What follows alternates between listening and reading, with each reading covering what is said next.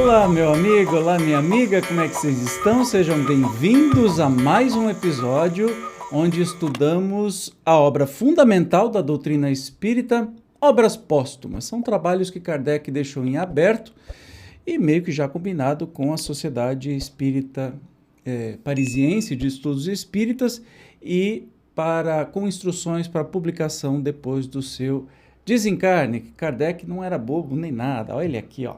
Nossa, Kardecinho, sempre com a gente.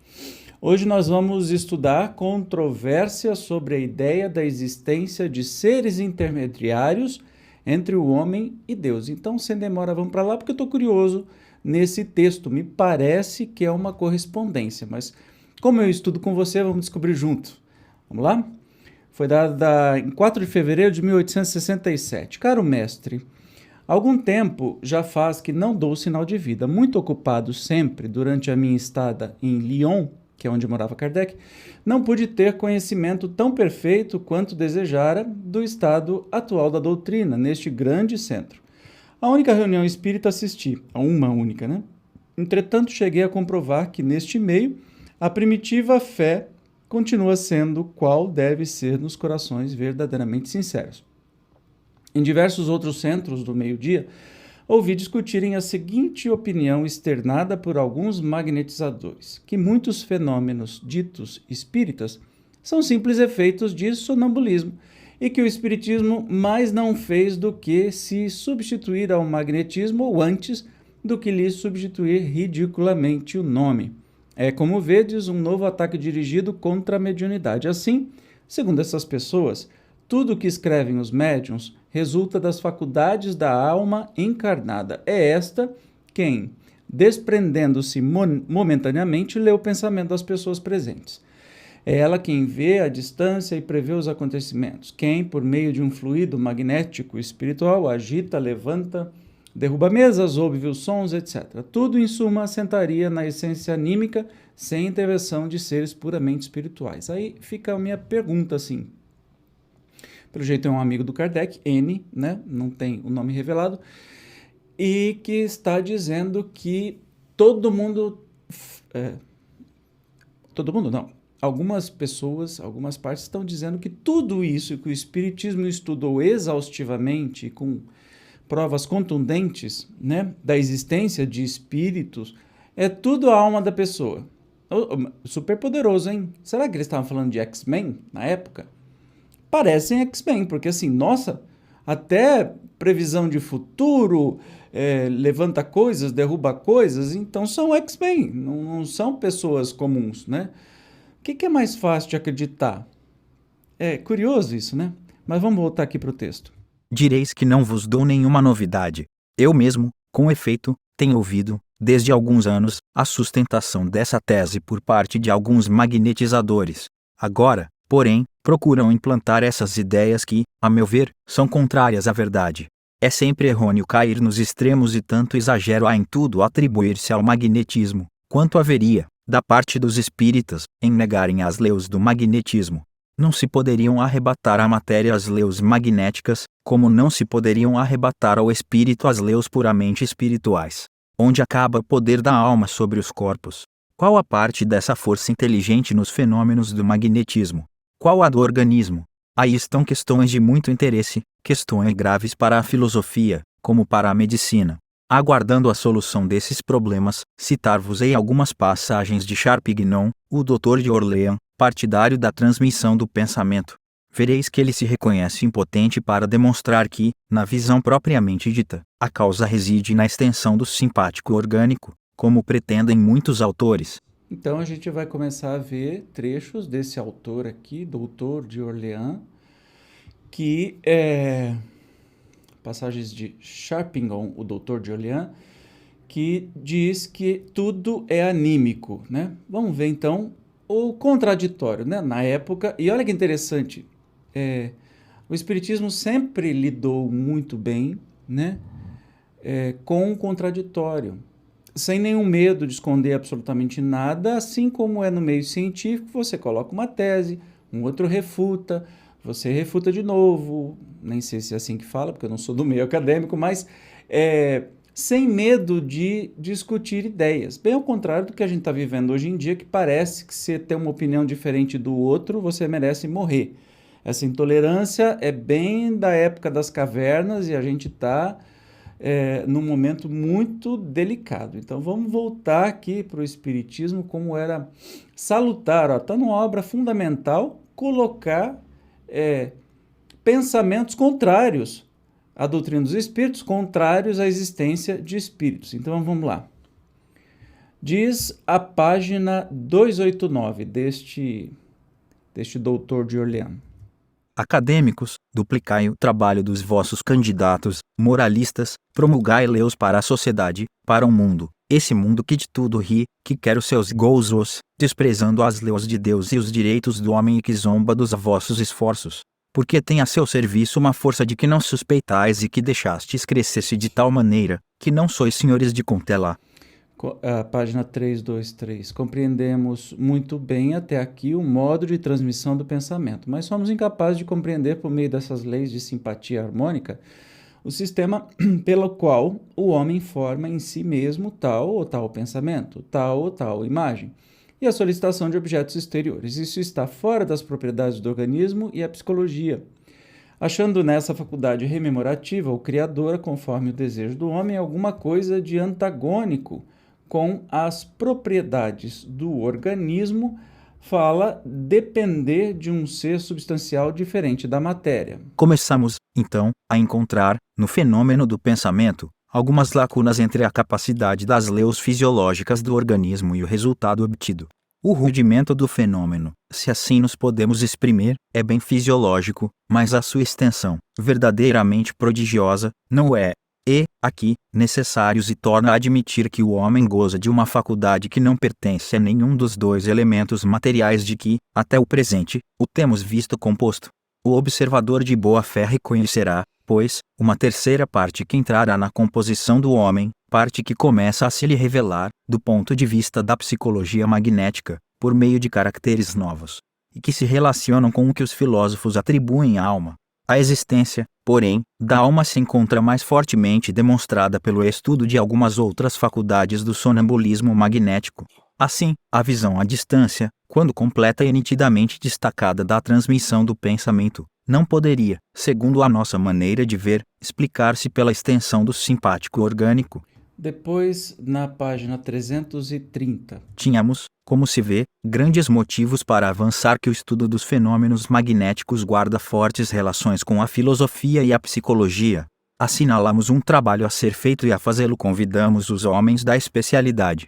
Nas páginas seguintes, trata dos seres imateriais e de suas possíveis relações com as nossas individualidades. 349. Para nós, é fora de dúvida e precisamente por motivo das leis psicológicas que esboçamos neste trabalho, que a alma humana pode ser esclarecida diretamente, ou por Deus, ou por uma outra inteligência. Cremos que essa comunicação sobrenatural pode dar-se, assim no estado normal, como no estado estático, seja espontâneo, seja artificial. O que eu estou entendendo aqui é que está desenrolando aí um diálogo, né? Entre alguém que contesta a existência de espíritos e alguém que diz o contrário, ou seja, seguindo a doutrina espírita. Não está claro para mim, não sei se para você está claro, quem está falando o quê? Talvez as perguntas, olha lá, os textos menores são as respostas das perguntas. Não sei, vamos continuar estudando aqui para ver se a gente descobre. Mas insistimos em dizer que a previsão natural no homem é limitada e não poderia ser tão precisa, tão constante e tão amplamente exposta, como as previsões feitas pelos profetas sagrados, ou, por homens que tinham a inspirar-lhes uma inteligência superior à alma humana. Bem, no momento estou um pouco boiando, mas vamos lá. Vamos continuar o estudo. página 391. A ciência e a crença no mundo sobrenatural são dois termos antagônicos, mas apressamo-nos a dizê-lo, são no inconsequência das exagerações que surgiram dos dois lados. É possível, ao nosso parecer, que a ciência e a lei façam aliança, então, o espírito humano se achará no nível da sua perfectibilidade terrestre. 396. O Antigo, tanto quanto o Novo Testamento, assim como os anais de todos os povos, estão cheios de fatos que não se podem explicar, a não ser pela ação de seres superiores ao homem.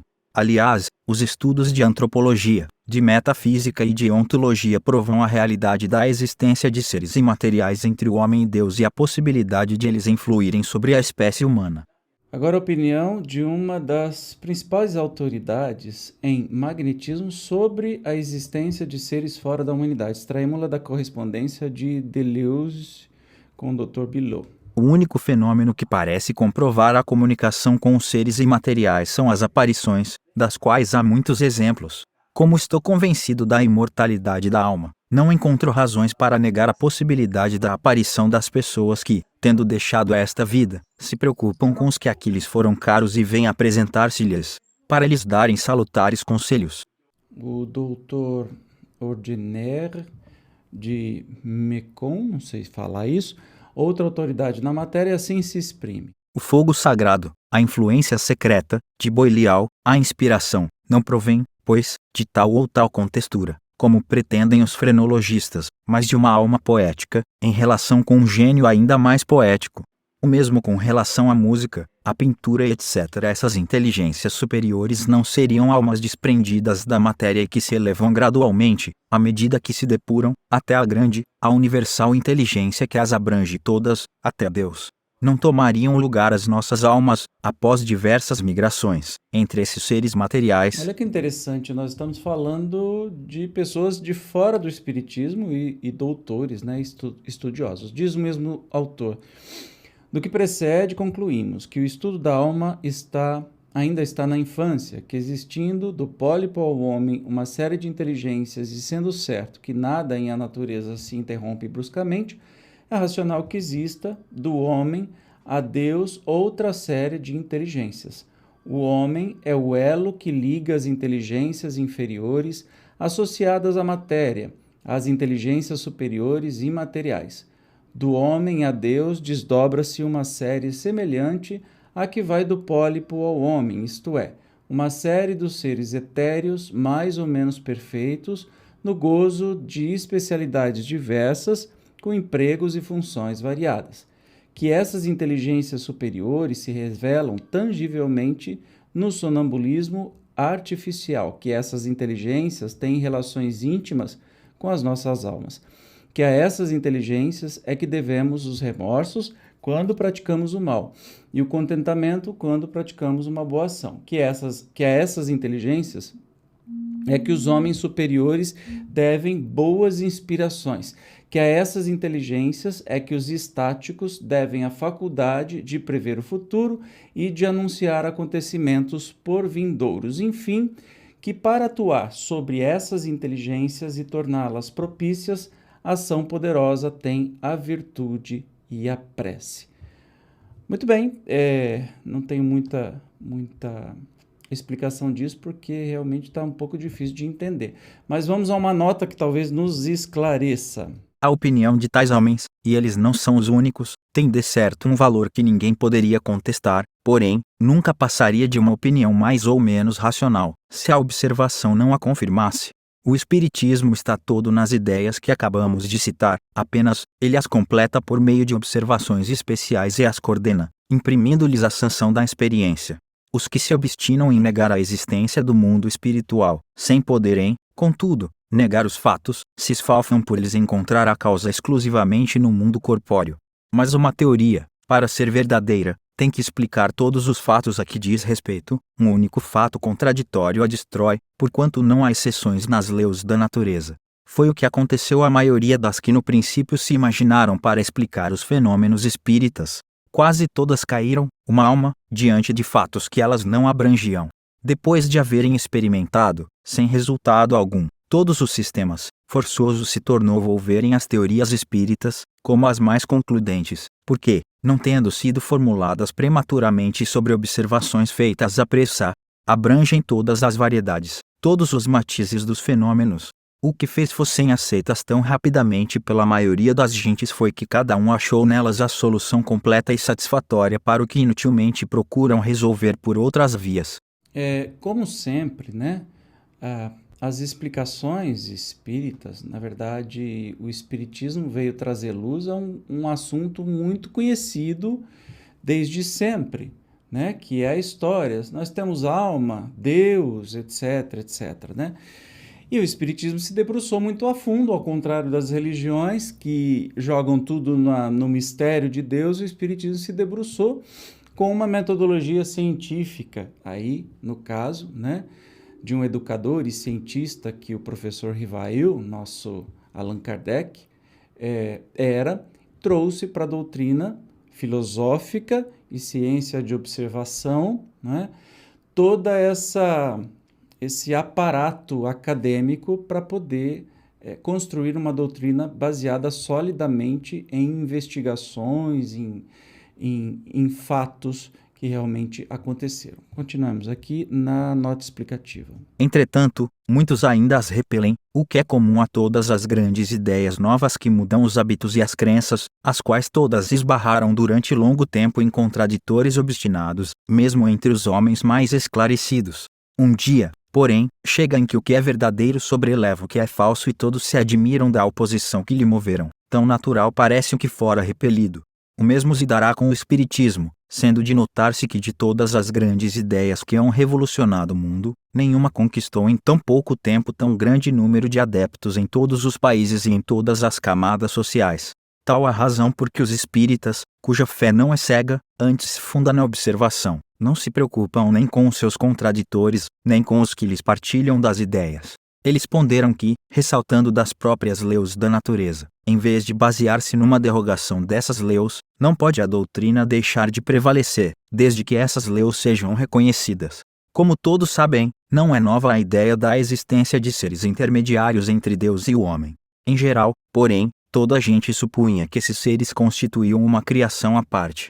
As religiões os designaram pelos nomes de anjos e demônios, os pagãos eles chamavam deuses, provando que tais seres não são senão as almas dos homens em diferentes graus da escala espiritual. O espiritismo reintegra a criação na unidade grandiosa que é a essência mesma das leis divinas.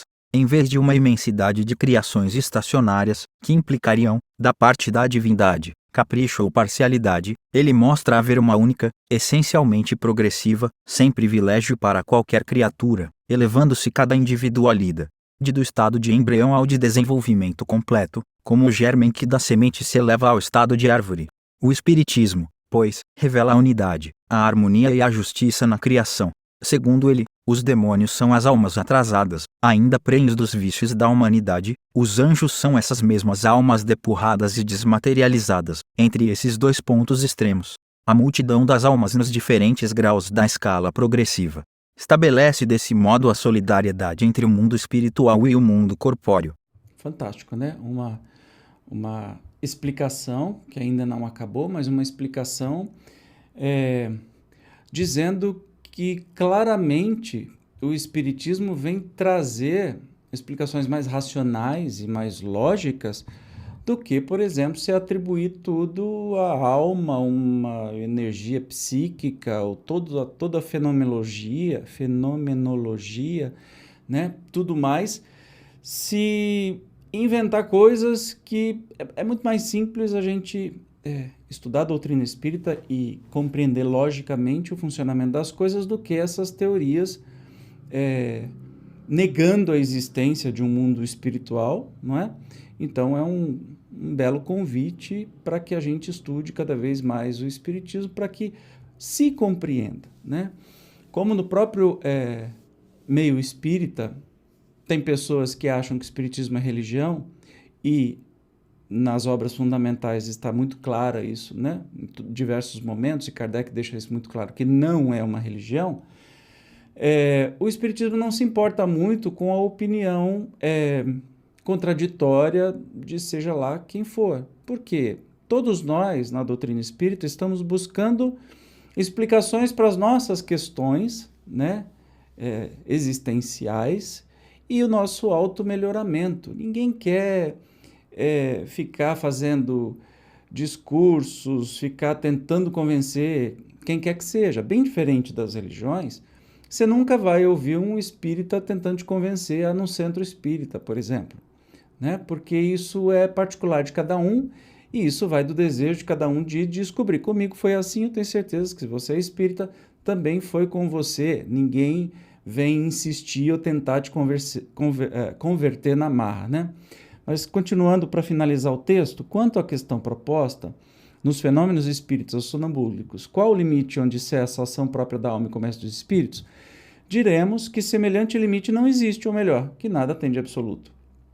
Desde que não há espécies distintas, que a alma é apenas um espírito encarnado e o espírito apenas uma alma desprendida dos liames terrenos, que uma e outro são o mesmo ser em diferentes meios diferentes, as faculdades e aptidões têm que ser as mesmas. O sonambulismo é um estado transitório entre a encarnação e a desencarnação, um estado de desprendimento parcial, um pé antecipadamente posto no mundo espiritual. A alma encarnada, ou, se preferirem, o próprio espírito do sonâmbulo ou do médium, pode, portanto, fazer quase o que fará a alma desencarnada e até mais, se for mais adiantado, com a única diferença, todavia, de que, estando mais livre pelo seu desprendimento completo, a alma tem percepções especiais inerentes ao seu estado. É por vezes muito difícil distinguir, num dado efeito, o que provém diretamente da alma do médium do que promana de uma causa estranha, porque com frequência as duas ações se confundem e convalidam. É assim que nas curas por imposição das mãos, o espírito do médium pode atuar por si só, ou com a assistência de outro espírito, que a inspiração poética ou artística pode ter dupla origem. Mas do fato de ser difícil fazer-se uma distinção como essa não se segue seja ela impossível. Não é raro, a dualidade é evidente e, em todos os casos, quase sempre ressalta de atenta observação. A gente sabe que a vida não tem que ser ou preto ou branco, né? Ou amarelo ou azul. Pode ser uma miscelânea dessas cores, matizes. Então, quem está muito insistindo em que ou queira desacreditar o espiritismo, dizendo que é uma pseudociência e aquelas conversas todas que a gente já conhece, olha, é só não acreditar. Se isso não faz sentido para você, deixa passar. Ninguém é obrigado a absolutamente nada. Como eu disse, o principal objetivo da doutrina espírita é a autotransformação, o automelhoramento. Que mal pode haver nisso? E com todas as explicações, todas as experiências feitas a milhares de mãos espirituais e físicas, não é? A gente se convence pela lógica da coisa. E aí nós temos aqui uma explicação bem interessante que vai contra aquela explicação mais materialista, né? Contestação mais materialista que se fazia sobre o espiritismo. Maravilha? Por hoje finalizamos. No próximo encontro, nós estudaremos causa e natureza da clarividência sonambúlica. É interessante, eu quero conhecer, eu te espero como sempre. Obrigado pela sua presença e até o próximo episódio. Tchau, um abraço.